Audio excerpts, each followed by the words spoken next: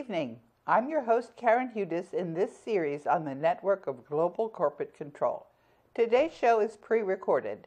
Thanks as always to Carmen Stanley, studio producer and director, Maurice Jackson, audio and teleprompter, and Cruchet Starnes, floor director.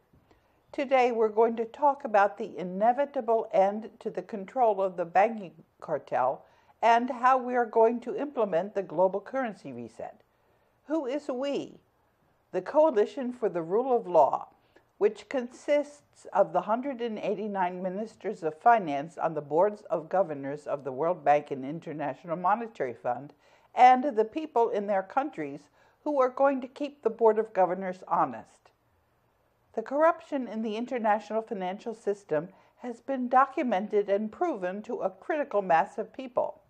Last week, we shared the very strong evidence, including a statement in the US Congressional Record about the bankruptcy of the federal government.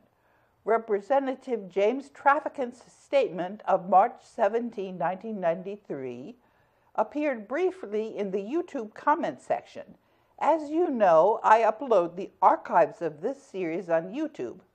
YouTube likes to try and censor the information which people share with me, but there are positive gremlins in my PC. All of humanity is much stronger than the banking cartel. We're working together. So YouTube's attempt to erase James Traficant's comment only backfired. After I retrieved this statement, it was widely retweeted. It's readily apparent that the banking cartel is trying to foment civil unrest and a crash up in the markets. We also know that 94% of the people have learned to distrust the false news. I was originally planning on using this segment to prioritize the issues which are going to be decided by the people after the banking cartel gets wound down. Then I realized that this discussion would have to wait. Why? Because I got an email asking me to tell a listener's grandma that the banking cartel was not implementing the New World Order. How to convince grandma that the banking cartel is getting wound down and the global currency reset is getting implemented instead of the New World Order. I think sharing some old emails and an old teleprompter from the September 6, 1916 segment should probably reassure Grandma that the banking cartel is not getting their way. I want to share with you, for now, a discussion from 3 years ago about the important role that people need to play who understand how much corruption there is. Betsy Banfield Malone was going to share this video with you in one of her blogs several weeks ago.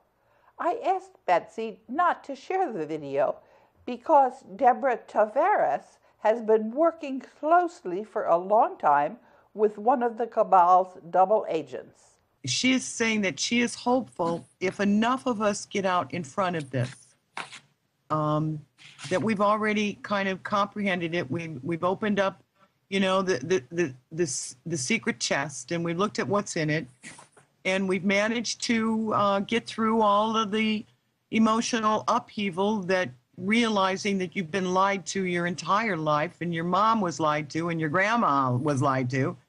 Once you recover that, those of us who've already been down that path will be a little bit in front of the pack. And her hopes is that those in front are able to ease the others into this reality. I think that's somewhat hopeful. It would have helped me had I known someone who, at the time when I made these discoveries, someone who'd already made the discoveries and adjusted to the idea and the concept that everything that they were taught their whole life is wrong. They were lied to about everything. I think it would have been easier for me had I been able to talk to someone like that, but at the time I figured it out, there was nobody around. I'm working in the very center of the global currency reset to wind down the banking cartel on behalf of humanity. The Board of Governors of the World Bank and IMF have been working with me ever since Ibrahim Shihada hired me in 1986. The Board of Governors is allowing me, under the bilateral Minesfield Breakthrough Successor Agreement, to help in implementing the global currency reset. They have allowed me to speak for them in order to prevent the banking cartel from stealing the assets in the global debt facility. I have had to do this many, many times, including when Anna von Reitz tried to steal the assets for General Dunford, and when Christine Lagarde tried to steal the assets for the Vatican.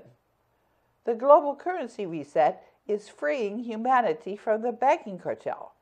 The important thing to remember is that we are not jumping from the frying pan into the fire. We are decentralizing the currencies and ending the payment of interest on that scam called country debt. Betsy Malone talked about how power is decentralizing. The coalition is all of us. We are the dots. I brought a little picture to show how that can change the structure. When you know that you are a part of each and every little dot that's connecting to make a beautiful picture, a connecting of a better structure than what we have today. What you see as unreality. And this transition is bringing us together. The internet is bringing us together. We're allowed to sit here and talk about this. And we know that every area of our world is coming together with this. Just look at Brazil. Brazil, the people in Brazil are so passionate in bringing their God-given rights back to their country.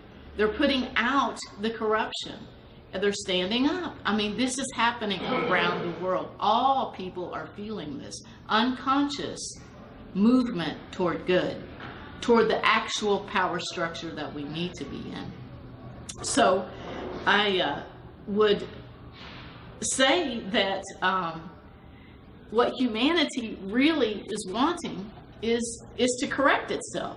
We're correcting the negative, unwanted unrealities that we see in our environment.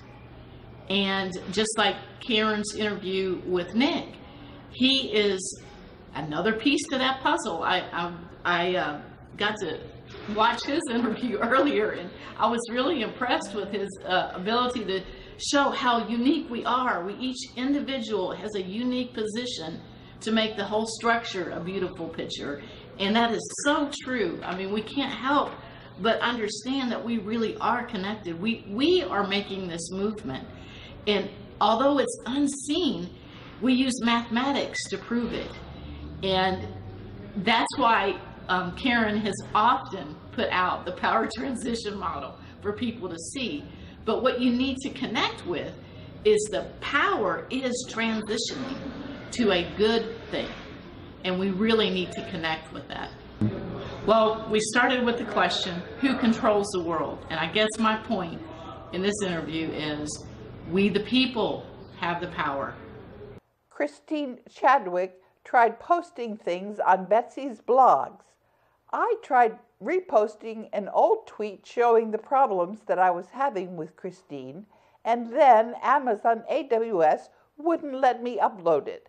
So here it is after I uploaded it on archive.org. It's an email dated the 9th of January, 2017. And it went to Betsy. Hi, Betsy. It is pernicious CIA disinformation. Take it down. I know these spooks who have wasted a lot of my time. Christine Chadwick tried to appeal to my pity, snuck up on me, and tried to move in with me. I later found out that she was CIA and trying to derail me. She wanted to post for me. I am 100% certain that they are high-ranking CIA operatives. Wanta tried to steal all the world's gold and is now on Veteran Today's board. When I tried to paste some of this information into this email, it was removed. Now I want to turn to a very important question following last week's segment. It was from Catherine Chapman. Was it legal for the Congress to suspend the Constitution and keep it suspended? If not, maybe they're only acting that way and could still be held to it. How do we know that all politicians understand this? Where is the global debt facility located, and is there any proof that it still holds gold or bonds? And the answer that I gave Catherine: the Constitution has to be upheld according to its own terms. This means that we, the people, acting through state legislatures under Article 5 of the Constitution, are entitled to a constitutional convention. The members of Congress are criminally liable for failing to convene the Constitutional Convention under Article 5. The Supreme Court, which is not under the Constitution, is also not able to interpret the Constitution back into place. The U.S. is in interregnum. Until the Constitution of 1789 goes back into effect, I will represent the people of the United States on the World Bank and IMF Board of Governors. The gold in the global debt facility is located in caves in East Asia, including a large amount of it is buried in the Philippines. There are cameras that watch over these assets. The global debt facility is going to inventory the assets. In the meantime, all the other countries whose governments have been turned into corporations are going to have to figure out how to reconfigure their governments. It's ultimately up to the people in each nation. The Articles of Agreement of the World Bank guarantee that there is not going to be any interference. And I'll read you from the article. It's Section 10. Political activity prohibited. The bank and its officers shall not interfere in the political affairs of any member, nor shall they be influenced in their decisions by the political character of the member or members concerned. Only economic considerations shall be relevant to their decisions, and these considerations shall be weighed impartially in order to achieve the purposes stated in Article 1. And that's the end of the quote from the Articles of the World Bank.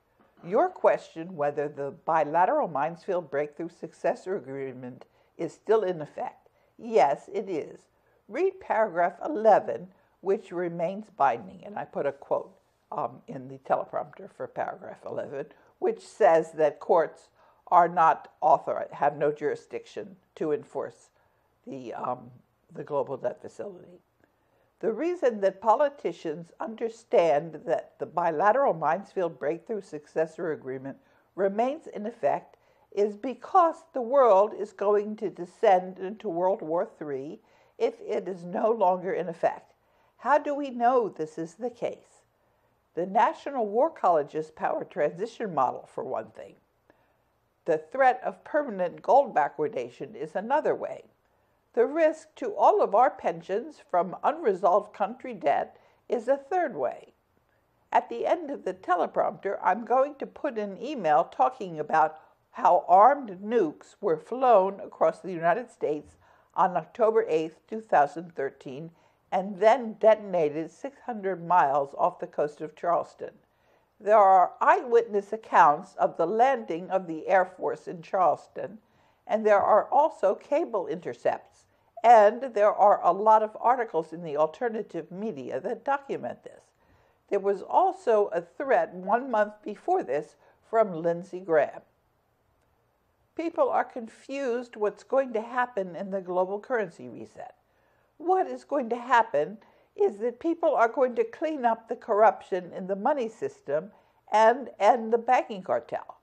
How are they going to do this? They're going to exchange paper currency first for currencies issued by their national treasuries, and they're going to stop paying the banking cartel interest on country debt.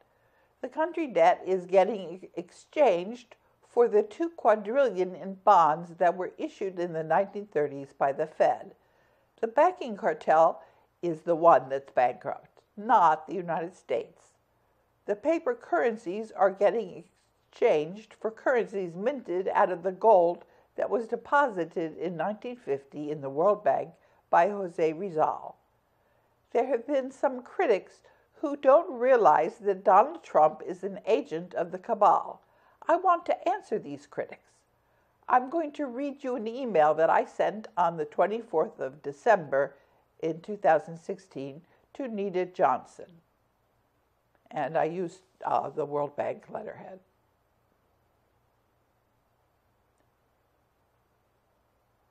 The subject is A Voice from the Past. Dear Nita, you have claimed that my response has clarified the situation for you, and then you state that Donald Trump, who is an agent of the network of global corporate control, quote, needs his wealth to free America from the cabal, close quote.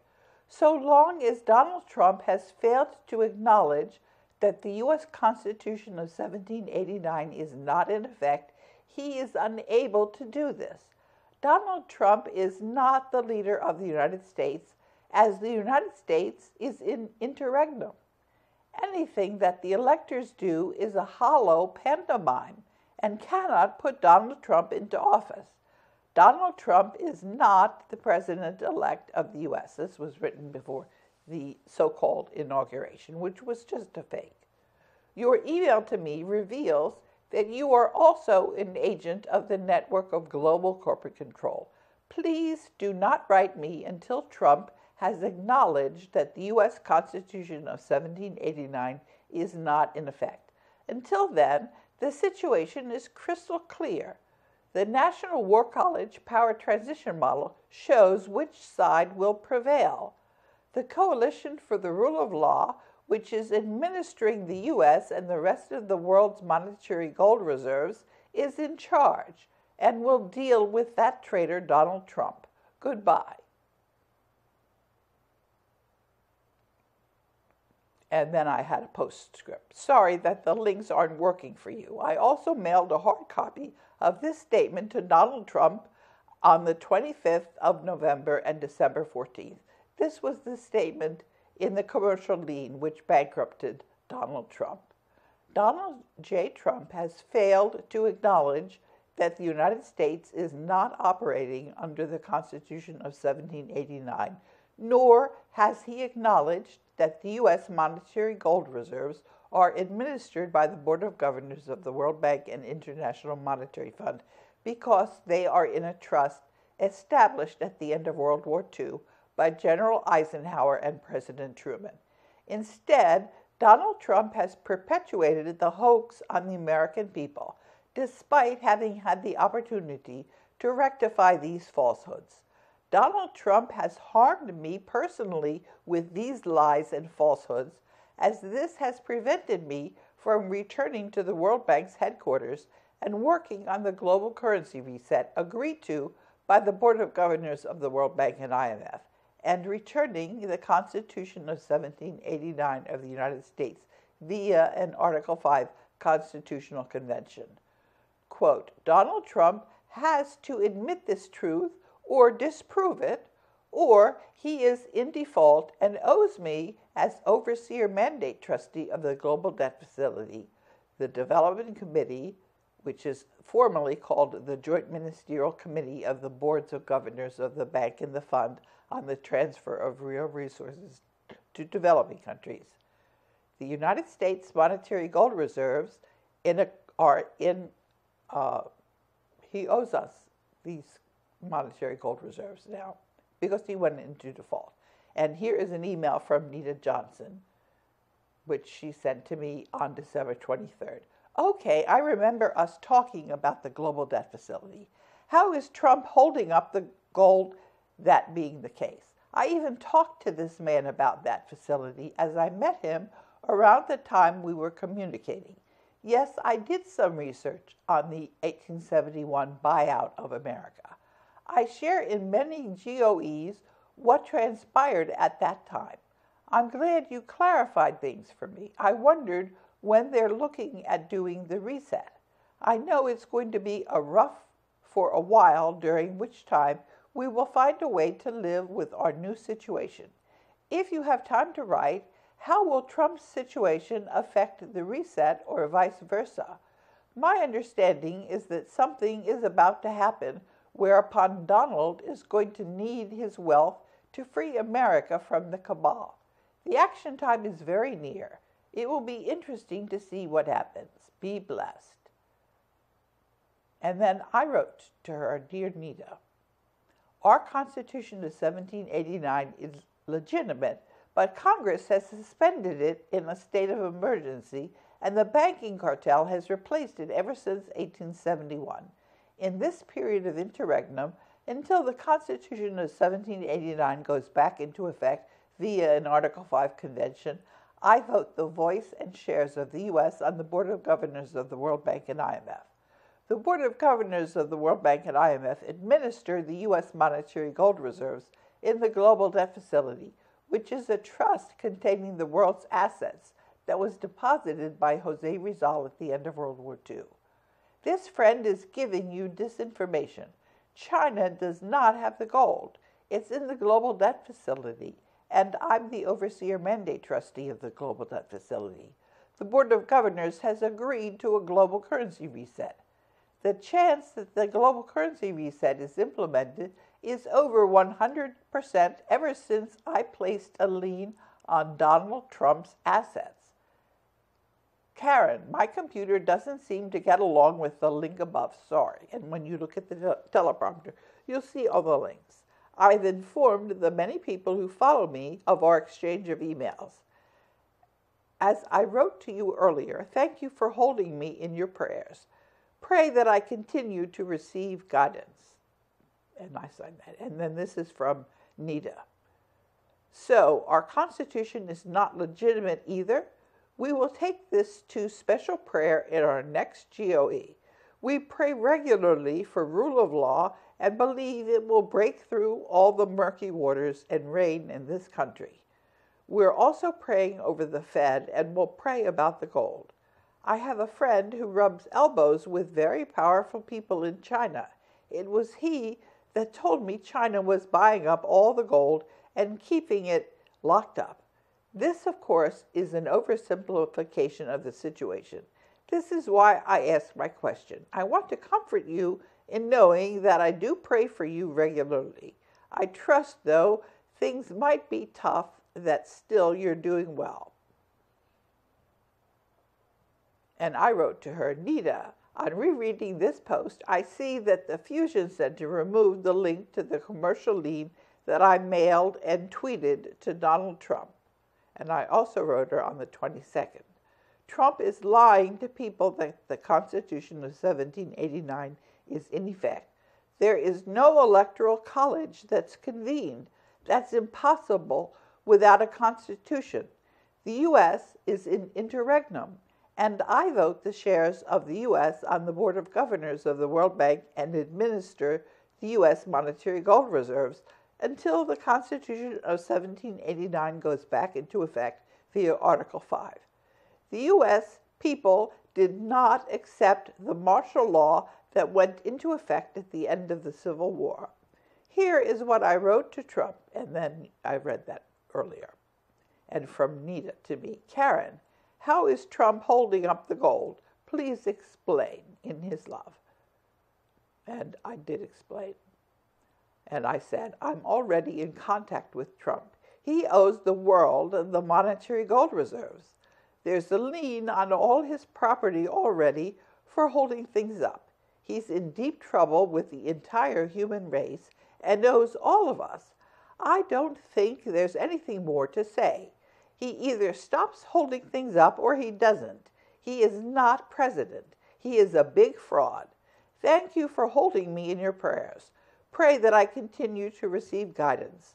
We are all working together in peace, and Trump has nothing to say other than to realize that he is surrounded by a sea of peaceful people that are not giving in to his little, tiny, wrong-headed ego. And from Nita, hi Karen, this is Nita Johnson. We had you come and speak at our GOE in the Washington, D.C. area a couple of years ago. Hope all is well with you. Karen, could you possibly consider getting an appointment with Trump and discussing your economic plan to avoid a crash? I learned a couple of days ago that the elite do not want a crash after all, but do not know how to stop it. Trump is his own man and surely would work to stop it if he could figure out a way. I will begin praying that this door will open for you if you will go through it. Thanks, Nita. Central banks stopped leasing gold in July 2013 because of the risk that the gold would not be returned at the end of the lease. COMEX inventories are at an all-time low. We are now on the verge of permanent gold backwardation, which would plunge the world into World War III. 189 ministers of finance have reinstated me as acting general counsel of the International Bank for Reconstruction and Development and appointed me as their representative in a trust that contains the world's gold, called the Global Debt Facility. The United States of America has been under military rule since 1861, and the Secretary of the Army is responsible for safeguarding the nation's money under Abraham Lincoln's General Order 100, the Lieber Code. U.S. citizens' gold was confiscated, and the American people were made enemies of both the United States and the Federal Reserve Corporation under the Banking Act of 1933. John Kennedy was assassinated 10 days after he attempted to link U.S. Treasury dollars to the gold allocated to the U.S. in the Global Debt Facility. John Hinckley shot Ronald Reagan after Reagan printed U.S. Treasury dollars to be backed by this gold. Ronald Reagan printed these dollars when the Grace Commission report showed that 100% of U.S. taxes went to pay interest on Federal Reserve notes. My correspondence with the Secretary of the Army, John McHugh, with Secretary of Defense Chuck Hagel, and with then-President Barack Obama on the transition away from Federal Reserve notes before this unconstitutional fractional reserve paper currency crashes has gone viral on the Internet. Humanity's gold in the Global Debt Facility is now on offer to replace each nation's paper currency with their own currency in gold using a process called Orem. Legal tender laws will be abolished, and there will also be local currencies. And then I have some statements which you can see how we've made a lot of progress in the global currency reset. And based on the power transition model, the Coalition for the Rule of Law is much stronger than the Banking Cartel. What happened today at DCTV was the Banking Cartel tried to wreck the teleprompter machine, but the clever people at DCTV were able to fix it, and that is how I've been able to read the teleprompter for these last two broadcasts. I want to thank you for listening to another segment of the Network of Global Corporate Control. Until next week, I'm your host, Karen Hudis.